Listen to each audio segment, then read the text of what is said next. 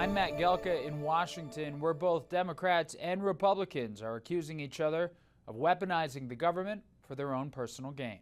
Charges over which administration, the past or the current one, was weaponizing government had things boiling over in a House hearing this week. Pennsylvania Democrat Madeline Dean clashed with FBI Director Kash Patel, holding up Patel's book, which featured a list of people he deemed government gangsters. It concerns me how many people from this blueprint have been targeted with executive orders and FBI investigations.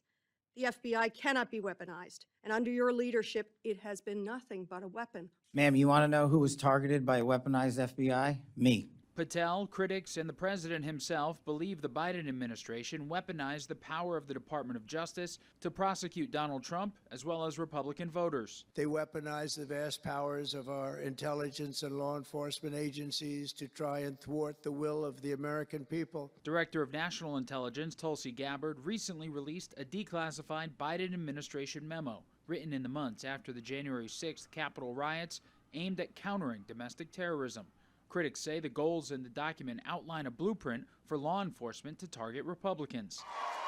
A consistent example from critics revolves around protests from parents at school board meetings objecting to curriculum and COVID policies. Former Attorney General Merrick Garland directed the FBI to monitor harassment, intimidation, and threats of violence to school board members in 2021. The direction came after the National School Boards Association suggested in a letter to then-President Biden using the Patriot Act and labeling some parents as domestic terrorists. They later apologized for the letter. Republicans pounced, with Garland playing defense at the time. My memo says nothing about domestic terrorism, says nothing about parents committing any such things. Some parents in Michigan and Virginia claiming that they were targeted by the Department of Justice and that their First Amendment rights were violated brought their case to multiple courts before trying the Supreme Court, but the High Court declined to hear it last year. Reporting in Washington, I'm Matt Gelka.